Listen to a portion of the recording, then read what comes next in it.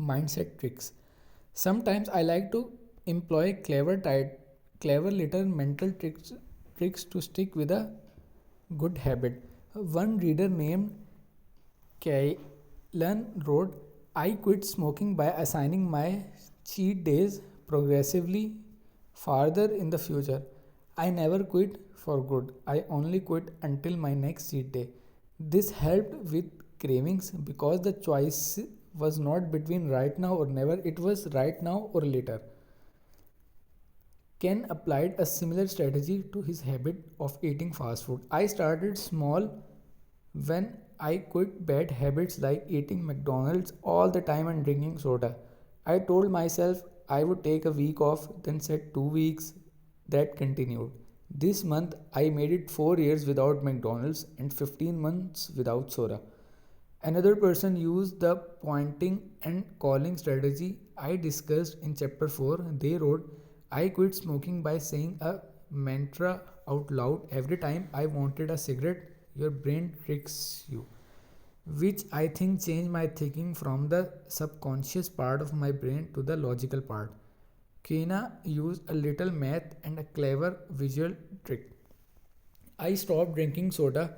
She wrote, I added up all the sodas I drank for the week and counted how many tablespoons of sugar were in those soda cans and bottles.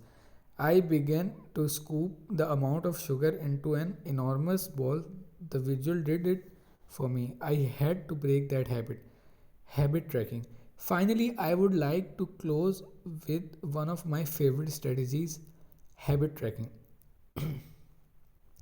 Here's how a few readers are using it.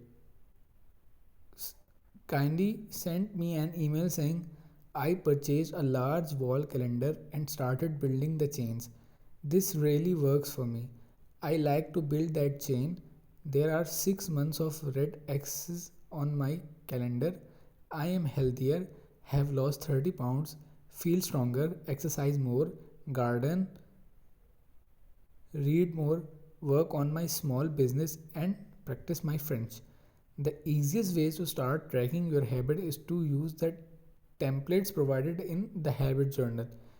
I will make the whole process a breeze.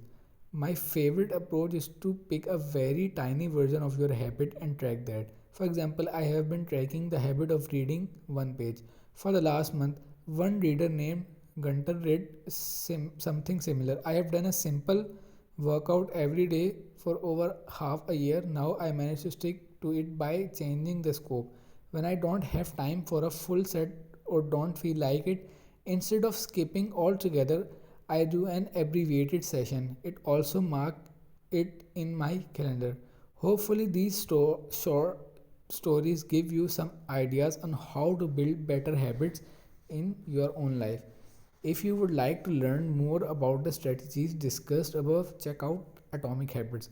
And if you are interested in a notebook that makes it easier to build better habits, try the Habit Journal.